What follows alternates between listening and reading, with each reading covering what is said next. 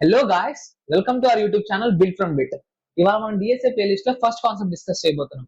ఈ కాన్సెప్ట్ మన డిఎస్ఏ జర్నీలోనే the most important and most significant concept. Title ఏంటని ఆలోచిస్తున్నారా? Time and space complexity.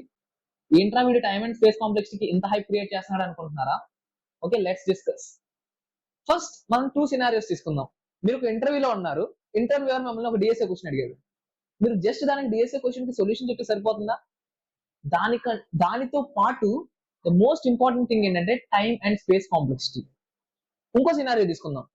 మీరు coding platforms like LeetCode, HackerRank, hacker ఏ coding platform లోకి వెళ్ళినా మీరు ప్రాబ్లమ్ సాల్వ్ చేస్తారు కదా.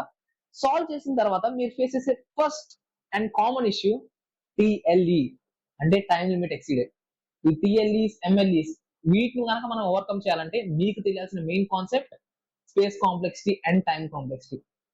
So let's discuss. First, time complexity. చాలా మందికి ఉండే basic assumption and wrong assumption ఏంటంటే టైం కాంప్లెక్సిటీ ఎలా ఫీల్ అవుతారంటే జస్ట్ ఒక ప్రోగ్రామ్ అనేది రన్ అవడానికి పట్టే టైం టైం కాంప్లెక్సిటీ కింద అజ్యూమ్ చేసుకుంటారు. అనేది ఎంటైర్లీ రాంగ్. ఎందుకు చెప్తాను చూడండి. ఫస్ట్ మన దగ్గర టూ సిస్టమ్స్ ఉన్నాయి. ఇది విండోస్ సిస్టమ్, ఇది మ్యాక్ సిస్టమ్. మీరు సేమ్ ప్రోగ్రామ్ ని విండోస్ సిస్టమ్ లో రన్ చేశారు అండ్ మ్యాక్ సిస్టమ్ లో రన్ చేశారు. విండోస్ సిస్టమ్ అనేది 20 seconds లో రన్ చేసిందని అజ్యూమ్ చేసుకుందాం. అండ్ మ్యాక్ సిస్టమ్ 10 seconds లో రన్ చేసింది. కానీ టైం కాంప్లెక్సిటీ ప్రకారం రెండు సిస్టమ్ లోనూ సేమ్ కోడ్ ఎగ్జిక్యూట్ చేసినప్పుడు సేమ్ టైం రావాలి కదా, మరి డిఫరెంట్ టైం ఎందుకు వచ్చింది? సో మనం అజ్యూమ్ చేసుకునేది రాంగ్. సో మన టైం కాంప్లెక్సిటీ అంటే ఏంటి? మీరు కనుక కరెక్ట్ గా గమనిస్తే ఇక్కడ మీరు రన్ చేసే ప్రోగ్రామ్ సేమ్ అయినప్పుడు దానిలో ఉండే నెంబర్ ఆఫ్ ఆపరేషన్స్ కూడా సేమ్ ఉండాలి కదా. యాక్చువల్లీ సేమ్ ఉంటాయి, మరి డిఫరెన్స్ ఎక్కడెక్కడైంది? ఫర్ ఎగ్జాంపుల్ మనం అజ్యూమ్ చేసుకుందాం, మన ఇప్పుడు ఉన్న కోడ్ లో మనకి 10 ఆపరేషన్స్ ఉన్నాయి అనుకుందాం. 10 ఆపరేషన్స్ ని ఎగ్జిక్యూట్ చేయడానికి ఇది 20 seconds తీసుకుంటే ఇది 10 seconds తీసుకుంది. దీన్ని స్మాల్ చేద్దాం. ఒకవేళ 1 ఇన్స్ట్రక్షన్ ఉంది. ఈ 1 ఇన్స్ట్రక్షన్ ని విండోస్ అనేది 2 seconds లో రన్ చేస్తే మ్యాక్ అనేది 1 second లో రన్ చేసింది. సో ఇక్కడ మనం ఇది 10 ఇన్స్ట్రక్షన్స్ రన్ చేయాల్సి వస్తుంది కాబట్టి ఇది 20 అవుతుంది, ఇది 10 అవుతుంది.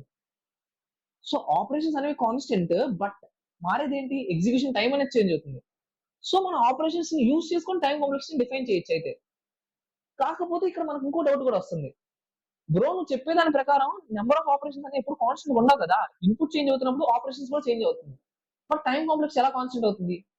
సో ఇప్పుడు మనం రియల్ డెఫినేషన్ కింద వస్తున్నాం. టైం కాంప్లెక్సిటీ అనేది ఒక ఫంక్షన్. ఈ ఫంక్షన్ ఏం చెప్తుందంటే ఇన్పుట్ లో వచ్చే చేంజెస్ కి మన యొక్క ఆపరేషన్స్ అనేవి ఎలా చేంజ్ అవుతున్నాయి అనేది డిఫైన్ చేస్తుంది. ఓకేనా? మనం శాంపుల్ కోడ్ తీసుకుందాం. ఆ శాంపుల్ కోడ్ ఏంటంటే ఒక ఫర్ లూప్ ఉంది. ఆ ఫర్ లూప్ ని 1 to n వరకు ఇటరేట్ చేయాలి. ఇప్పుడు ఒకవేళ n వాల్యూ 1 అనుకుందాం, అప్పుడు మీరు ఎన్నిసార్లు ఇటరేట్ అవుతుంది కోడ్? 1 టైం, అంటే 1 ఆపరేషన్ పర్ఫామ్ చేయాలి. ఒకవేళ n వాల్యూ 10 అయితే 10 ఆపరేషన్స్ పర్ఫామ్ అవుతాయి. ఒకవేళ n వాల్యూ 100 అయితే 100 ఆపరేషన్స్ పర్ఫామ్ అవుతాయి. మీరు కరెక్ట్ గా గమనిస్తే ఇది ఒక లీనియర్ ఫంక్షన్. దీని యొక్క టైం కాంప్లెక్సిటీ n. ఈ n ఏం స్పెసిఫై చేస్తుంది? ఇది ఒక function. Based upon the input value మనకు అవుట్పుట్ అనేది కూడా లీనియర్ గా చేంజ్ అవుతుంది. ఫర్ ఎగ్జాంపుల్ మనం ఇంకో ఎగ్జాంపుల్ తీసుకున్నాం అంటే ఒకవేళ టైం కాంప్లెక్సిటీ n² అంటే ఈ n² ఫంక్షన్ ఏం చెప్తుందంటే నువ్వు ఇన్పుట్ 1 తీసుకున్నప్పుడు అవుట్పుట్ 1 వస్తుంది, అంటే 1 ఆపరేషన్ పర్ఫామ్ చేయాలి. ఇన్పుట్ కనుక 10 అయితే అవుట్పుట్ 100 ఆపరేషన్స్ పర్ఫామ్ చేయాలి. సో ఈ ఫంక్షన్ ఏం మెన్షన్ చేస్తుంది? ఇన్పుట్ లో చేంజెస్ బట్టి ఎన్ని ఆపరేషన్స్ అనేవి ఇంక్రీజ్ అవుతున్నాయి, అంటే నెంబర్ ఆఫ్ ఆపరేషన్స్ ఎలా చేంజ్ అవుతున్న కర్వ్ రిప్రజెంట్ చేస్తుంది. Next one, time and space complexity measure చేయడానికి చాలా డిఫరెంట్ వేస్ ఉన్నాయి. ఆ వేస్ అనేది దేని మీద డిపెండ్ అవుతాయి అంటే మనం యూస్ చేసే మెథడ్ బట్టి అండ్ అప్రోచ్ బట్టి. ఫర్ ఎగ్జాంపుల్ మీరు రికర్సివ్ కోడ్ యూస్ చేస్తే ఒక అప్రోచ్ యూస్ చేసి టైం కాంప్లెక్సిటీ ఫైండ్ అవుట్ చేస్తాం. అది ఇటరేటివ్ కోడ్ అయితే ఒకలాగా, డైనమిక్ ప్రోగ్రామ్ అయితే ఒకలాగా. ఈ అప్రోచెస్ అన్ని 1 by 1 మనం డిఎస్ఏ ప్లేలిస్ట్ లో ముందుకు వెళ్తున్నప్పుడు చూద్దాం. ప్రెసెంట్ అయితే ఇటరేటివ్ కోడ్ కి మనం అసలు బేసిక్ గా ఎలా టైం కాంప్లెక్సిటీ ఫైండ్ అవుట్ చేయాలో చూద్దాం. బేసిక్ అప్రోచ్ మనం అందరూ కాలేజ్ లో నేర్చుకున్నదే, step count method. Step count method లో ఏం చేస్తాం? మనం ఇచ్చిన కోడ్ లో ఎన్ని స్టెప్స్ ఉన్నాయో కౌంట్ చేస్తాం. ఫర్ ఎగ్జాంపుల్ ఇక్కడ మీరు కోడ్ చూస్తే ఫస్ట్ ఇది 1 స్టెప్, ఇక్కడ 2 స్టెప్స్ మొత్తం. ఇక్కడ మీరు చూస్తే ఇది ఫర్ లూప్ కదా, ఫర్ లూప్ ఇక్కడ వేరియబుల్ n ఉంది కాబట్టి ఇది n టైమ్స్ ఇటరేట్ అవుతుంది. నెక్స్ట్ ఇది సింగిల్ స్టేట్మెంట్. మొత్తం ఎన్ని స్టెప్స్ వచ్చాయి? n+3 స్టెప్స్ వచ్చింది. ఇప్పుడు ఇంకో కోడ్ చూద్దాం. ఇక్కడ మీరు కరెక్ట్ గమనిస్తే ఇది 1 స్టెప్ అండ్ ఇది సెకండ్ స్టెప్ అండ్ ఇక్కడ n ఉంది. కానీ మీరు ఇక్కడ స్టెప్పర్ వాల్యూ చూస్తే ప్రతిసారి అది 2 ఇంక్రిమెంట్ అవుతుంది. సో ఇది n/2 వరకే రీచ్ అవుతుంది. అండ్ లాస్ట్ లో సింగిల్ స్టేట్మెంట్. సో దీని యొక్క ఫంక్షన్ ఏంటి? n/2 + 3. అనదర్ ఎగ్జాంపుల్, దీనిలో ఏంటంటే నెక్స్ట్ ఫర్ లూప్ ఉంది. నెక్స్ట్ ఫర్ లూప్ లో ఏముంది, ఫస్ట్ ఐ అనేది 1 to n వెళ్తుంది అండ్ సెకండ్ జే కూడా 1 to n వెళ్తుంది. ఇప్పుడు మీరు కనుక కరెక్ట్ గా గమనిస్తే ప్రతి వాల్యూ అంటే ఐ అనేది 1 to n వెళ్తుంది కాబట్టి అక్కడ n టైం పడుతుంది. దాంతో పాటు ప్రతి ఐ వాల్యూకి మీరు n టైమ్స్ ఇటరేట్ చేయాలి. సో దీని యొక్క టైం కాంప్లెక్సిటీ n² ప్లస్ ఒక సింగిల్ స్టేట్మెంట్. ఇప్పుడు దాకా మనం ఫంక్షనల్ ఈక్వేషన్స్ ఎలా జనరేట్ చేయాలో చూసాం. ఈ ఫంక్షనల్ ఈక్వేషన్ నుంచి మనం ఫైనల్ టైం కాంప్లెక్సిటీ ఎలా రావాలో ఇప్పుడు చూడబోతున్నాం. మొత్తం మనం ఫంక్షనల్ ఈక్వేషన్ నుంచి టైం కాంప్లెక్సిటీకి రావడానికి 3 స్టెప్స్ ఉంటాయి. ఆ 3 స్టెప్స్ ఏంటంటే, ఫస్ట్ స్టెప్ మనం కాన్స్టెంట్స్ ఎలిమినేట్ చేయాలి. Eliminate the constants.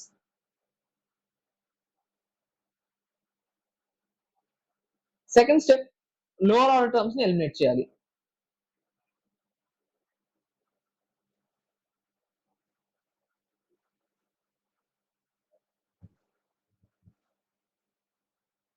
Third step ఏంటంటే మల్టిప్లికేటివ్ కాన్స్టెంట్స్ ని ఎలిమినేట్ చేస్తాం. Multiplicative constants. అసలు వీటిని ఎందుకు ఎలా ఎలిమినేట్ చేస్తాం ఇప్పుడు చూద్దామండి. ఫర్ ఎగ్జాంపుల్ ఇక్కడ మనం తీసుకున్న ఎగ్జాంపుల్ ఏంటంటే 2n² plus 5n plus 8. Constants ఎందుకు ఎలిమినేట్ చేస్తామంటే మన ఇందాక మాట్లాడుకున్నాం, ఇన్పుట్ వేరియబుల్ ని బేస్ చేసుకొని మనం టైం కాంప్లెక్స్ అనేది ఎలా చేంజ్ అవుతుందో చెప్తామని.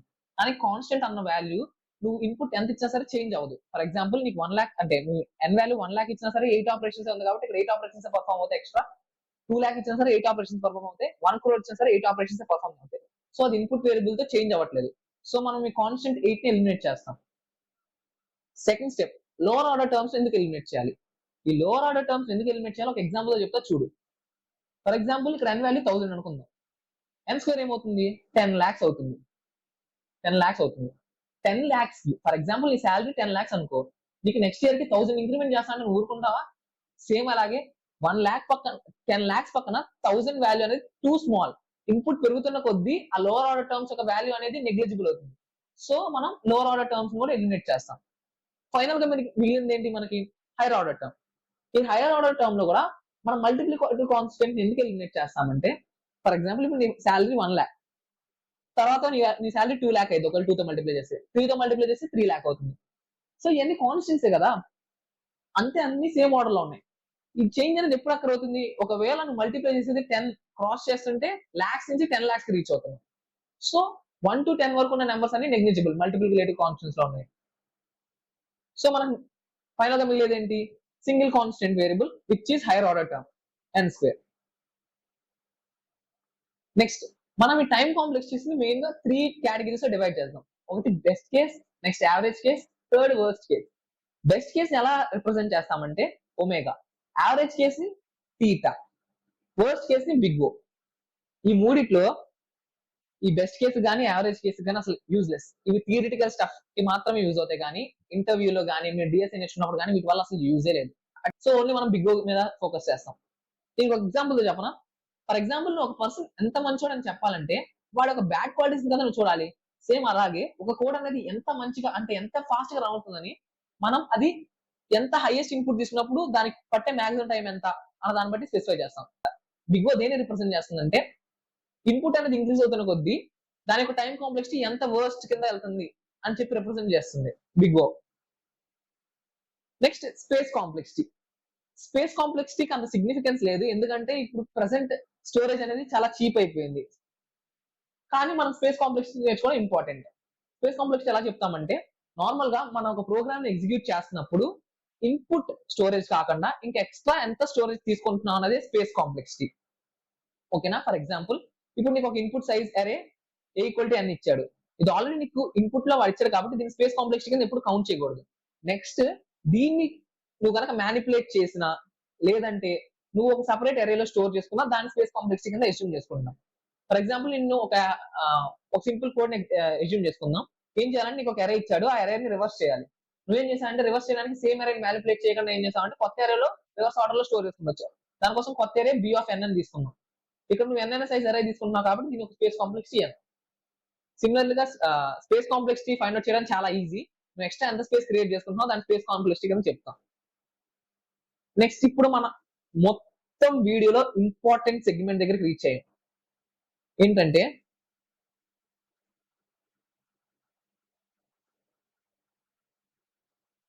Time and space complexity use చేసి అసలు మనం అప్రోచెస్ ని ఎలా ఫైండ్ అవుట్ చేయొచ్చు, లేదంటే చాలా కోడింగ్ ప్లాట్ఫామ్స్ మనకి ఇచ్చే టైమ్ అండ్ స్పేస్ కాంప్లెక్సిటీ అంటే టైమ్ అండ్ స్పేస్ యొక్క కన్స్టెంట్స్ ఎలా ఉంటాయంటే 1 సెకండ్ టైం ఇస్తారు అండ్ స్పేస్ వచ్చేసి 256 MB లేదంటే 512 MB అలా ఇస్తారు.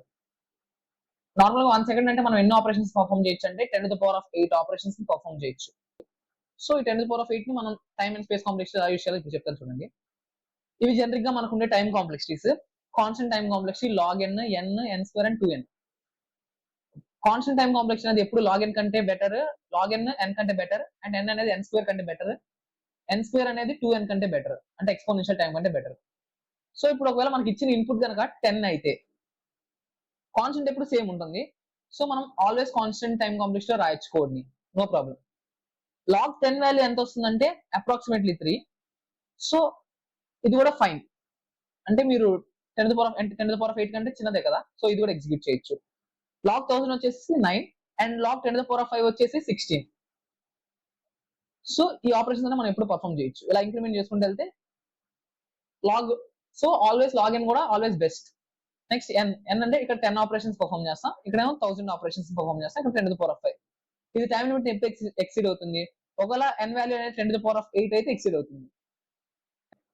ఒకవేళ n² అయితే ఫస్ట్ 10 దగ్గర ఇది 100 ఆపరేషన్స్ పర్ఫామ్ చేయాల్సి వస్తుంది, 1000 దగ్గర 10⁶, అండ్ 10⁵ దగ్గర 10⁻10 ఆపరేషన్స్ పర్ఫామ్ చేయాలి, which is not possible 1 seconds లో అది ఎగ్జిక్యూట్ చేయలేం. నెక్స్ట్ టైం కాంప్లెక్స్ వచ్చి 2n. 2 10 వచ్చేసి అప్రాక్సిమేట్లీ 10³ అండ్ 2 1000 వచ్చేసి 10⁻3 whole power 10⁻3, which is two huge కదా. ఓన్లీ మనం 10⁸ ఆపరేషన్ మాత్రం పర్ఫామ్ చేయగలం, ఇక్కడ 10³ వస్తుంది. సో ఇక్కడే టైం లిమిట్ ఎక్సీడ్ వచ్చేస్తుంది. ఇది నెక్స్ట్ స్పేస్ కాంప్లెక్సిటీ చూస్తే